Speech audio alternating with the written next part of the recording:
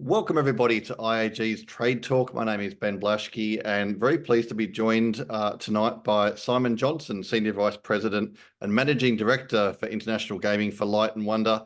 Simon, how are you? Hey Ben, I'm good. How are you? I'm very good, Simon. We'll be catching up in person in a couple of weeks' time at G2E Asia, so I look forward to that. Plenty to talk about, of course, Simon. I mean, first of all, Light & Wonder, you released your financial results for Q1 last week. 12th consecutive quarter of revenue growth, and I think 7th consecutive of EBITDA growth. Great result, Simon. I mean, what does that say about the trajectory that Light & Wonder is currently on? Well, I think it's very exciting for us as a business to have that kind of momentum. I mean, we've made certain commitments to our shareholders a few years back, and I think it's a fantastic testimony to how hard teams have worked across the world. That we're keeping those promises, we're delivering exactly in line with where we said we would, and I think it's building up a very positive momentum as we press forward on this transformative journey. I know it was also very positive in Asia and Asia Pacific in general. What do you think were sort of the key drivers for the company's success across APAC during this quarter?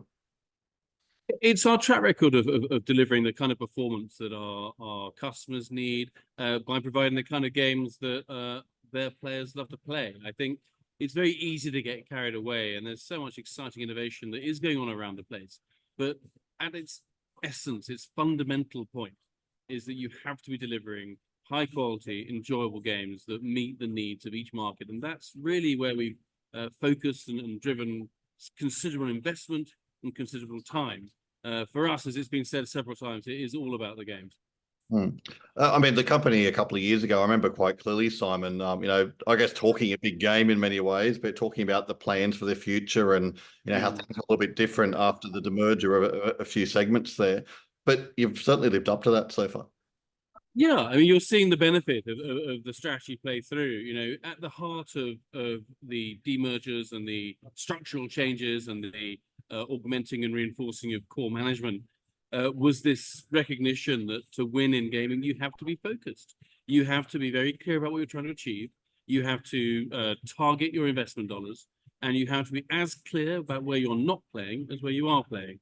And Matt and the team have been very, very clear about clearing down a focused, ambitious, well-structured approach to taking a leadership position in these markets and seeing that come through in terms of the financial performance. And it is very satisfying to be executing on promises. And I think it means that as we look to develop on that momentum, people take that seriously.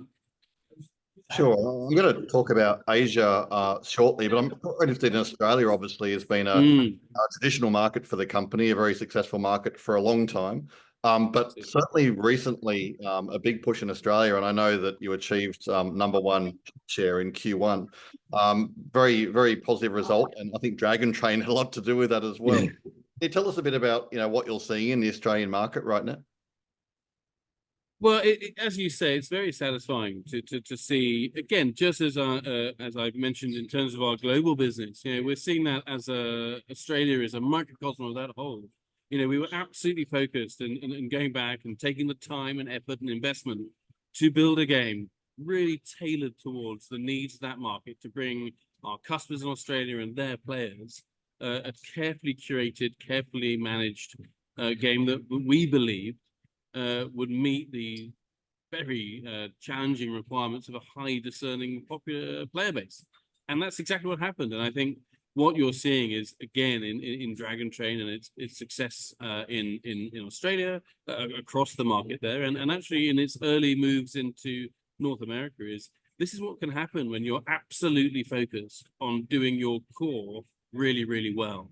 And that, it's very satisfying. I think it's great for not just our business. It is great for our business, but it's also extremely positive for the broader gaming market in Australia to be in a competitive situation. I think that's going to make everyone raise their game, everyone work that little bit harder, and that can only be good for our customers and for our players. And that is, if you like, whilst we all compete furiously, we are all aligned that what we want to see is a healthy, engaged, safe gaming business. And I think that's that's also a great impact of the success we're seeing down there. For those who haven't experienced Dragon Train themselves yet, what do you think sets it apart? It's the complete package. It's engaging in terms of the player perspective. So the way it plays, the features, the way that it builds on that experience from a mechanics perspective is extremely engaging. The surrounds are done with enormous care to detail, whether that's the artwork, the real speed, the music, the way that the Explorer experience is compiled to build a suspenseful and an engaging and a rewarding player experience. It would be invidious to choose one aspect. It's actually that what the studio leads have done is really concentrate on a holistic and highly rewarding experience. I think that is what they strove for, and the performance we're seeing in Australia and as I say in North America as well demonstrates their success in bringing to the market a game that players really enjoy. Do you see that as a product that can resonate in Asia, or do you see it more as a Australia, North America style game? We're very excited about seeing what it will do here. I mean, again, the critical piece for us is to make sure that we're not adopting a one-size-fits-all. Part of the obligations of running a global business is you have to make sure that every single part of your proposition resonates in the locale in which it is situated. So, we're very excited about what Dragon Train will bring to Asia, and we are conscious that the game will need to be targeted and edited or amended slightly to make sure that it actually hits what players look for here. But we're very, very excited about seeing the impact it might have. We think that the core themes, the core experiences are common across the gaming world, and I think it's a fairly well-trodden path. That success in Australia is a promising indicator that if a game can satisfy that most discerning of audiences, then you've got a game that should have real traction elsewhere. And I'm very hopeful that that's going to be true for Dragon Train. Do you have any timeline for rollout across various jurisdictions in Asia? Yeah, we're aiming for Dragon Train to pull into the stops here, the stations here in Q1 of next year. Great, look forward to it. Now, of course, as I said before, we're going to see each other in Macau in a couple of weeks' time. The Macau market always, it's an interesting market, very unique market. Tell us a bit about what you're seeing in Macau at the moment. I mean, we're about 18 months out of COVID now, and the market's certainly picking up. What are you seeing? Yeah, I think we're seeing a very strong return to maybe not quite the same levels as pre-COVID. I think some of those structural changes, obviously the move away from junkets, will alter the landscape. But if you look at how busy the market is at the moment, if you look at the very recently announced visa changes that I think will again support business numbers, and you look at the extraordinary progress that the operators are making in terms of really honing and refining their appeal to the mass and premium mass markets, I think the outlook for Macau is extremely exciting. I think, again, a slightly different form will be taken, but it's clearly going to be very, very successful. And it's clearly well supported from across the mainland and by the respective governments. So that's an extremely exciting proposition. And I think, we're also starting to see some really interesting innovations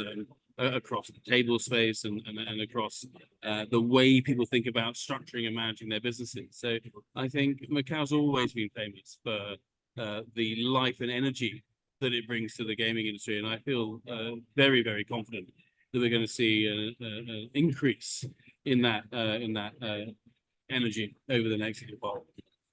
For Light and Wonder, Simon, I know that in your company's financial deck for Q1, you mentioned that placement sales were quite strong in Macau in Q1.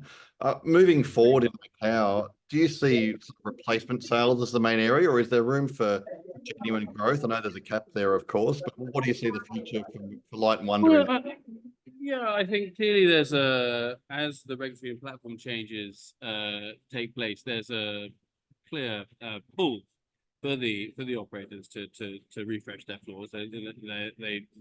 They need to do that, and I think that will, to some extent, be the prime mover and driver.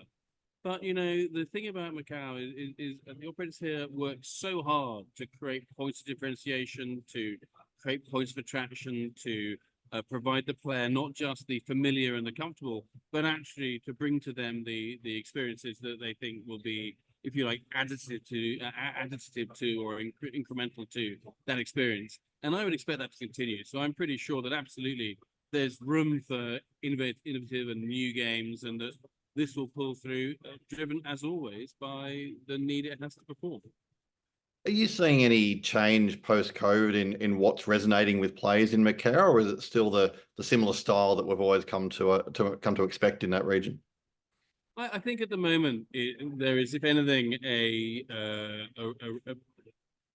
retreat to the really core games that players enjoy, and I think particularly as a consequence, or maybe an unintended consequence of the cap, that there is a challenge that operators need to manage, which is how do you blend the proven performers that players enjoy going back to time and time again, and how do you blend into that a bit of diversity and a bit of innovation? And there's a tension there, and I think it'll be interesting to watch that tension play out. But I think by and large, one of the things that we're noticing at the moment is that we are in the privileged position of being one of those core attracts, if you like. And I think that the reliable performance, the fact that our players know that our games will give them the experience they're looking for, stands us in very good stead, whichever way that balance goes. It would be remiss of me not to talk about the Philippines, of course. It's the market everybody's, I guess, most excited about and has been for some time. Where does the Philippines sit in Wonder's overall Asia strategy? It's absolutely at the heart of it. I think one has what's going on down there is extraordinary in terms of growth and sustained growth. And I think it's very clear that the approach that the regulator and the government's taking is really designed to set gaming on a firm foundation, so that the growth is sustainable and the proposition evolves successfully over time. And that's very exciting. Again, we're privileged to be in a strong position in that market. It does, and it's becoming a bit of a mantra for our business. It is all about the games, and the games that we're bringing into that market space, whether they're old favorites on the JJBX line or whether they are, the anticipated new games such as Dragon Train. I think these hit a really sweet spot in the player experience of people in the Philippines and visitors to the Philippines. And I think we believe that the Philippines is scheduled to be a material contributor to gaming in Asia over the long run, and that's reflected not just in the kind of the stats and performance numbers, but actually also we are investing in that market, opening a new office in Clark, bringing in more people on the ground, and making it a really important hub for our Asia business. It's a commitment to not just that market, but actually to an Asia where it's about more than just one market space. Sure. Talking about growth, I mean, I don't know if there's any insights you can give me into what sort of growth you're seeing in the Philippines. And also, I mean, you mentioned that you think it can sustain for a while. So you obviously believe the Philippines will continue to grow for many years to come. Yeah, I mean, it's an interesting challenge from a planning perspective to try to start to kind of organize yourselves around numbers that always surprise you on the upside. And we're very excited by that. I think when you look at the industry's plans in that space, whether it's the continued strengthening and expansions of existing owners, whether it's the privatization planned at PAGCOR and the folks around that, whether it's the rollout of some of the remote play and the innovations that are taking place around there, this is clearly a market that's in very rude health. And I think, we are very comfortable in seeing that growth continue, and it being a core driver for our business in the region. Sure. I mean, we've spoken about Macau, Philippines, Australia, Simon. Are there any other Asian markets that are of particular interest to you at the moment? Oh, listen, I think, our ambition is to be the market leader, the clear market leader in the whole Asian market. And that means that you'll have bigger markets and smaller markets, but you only have important markets. And it's absolutely essential that as we build a sustainable, broad-based business in this space, that actually we're working really hard, whether that's direct or through some of our critical partners, that everywhere where there is a regulated and legal market, that we are well represented, that our product management teams and our sales teams understand the local requirements, and produce the kind of games that resonate in each space. There's so much exciting happening. Some of this, whether it's Thailand and that bringing through its new casino offering and the impact that will have on that market, whether it is even the much mooted and long delayed and complicated story in Japan, which keeps on grinding on, or down to the the recently announced and very exciting plans to do some redevelopment around Resort World Sentosa in Singapore. Everywhere you look in Asia, this is a market on the move, and that shouldn't be surprising. The macroeconomics of the region are extremely bright, with unprecedented capital flows into the region, a strengthening middle class, and a growing appetite for entertainment. These things, therefore, the foundations upon which gaming is established are firmly set in Asia. The trajectory is very exciting. And the key thing for us to make is exactly as you said, is to make sure we don't fall into the trap of thinking it's one place, and that actually we make sure that we are set up both to engage locally, to manage to local demands, and to treat each market as important. Yeah, well said, Simon. It's definitely an exciting time across the region, I think, as a whole. Thanks for talking to us, Simon. I look forward to catching up in a few weeks. Yeah, and now you've got great to have a beer. Yeah, and I know you've got a big night ahead of you too there in the Macau office. So yeah, excited to be hosting a number of customers and friends of our business for some drinks tonight. So it'll be lovely to see some old friends and make some new ones. All right, thanks, Simon. See you soon. Thanks.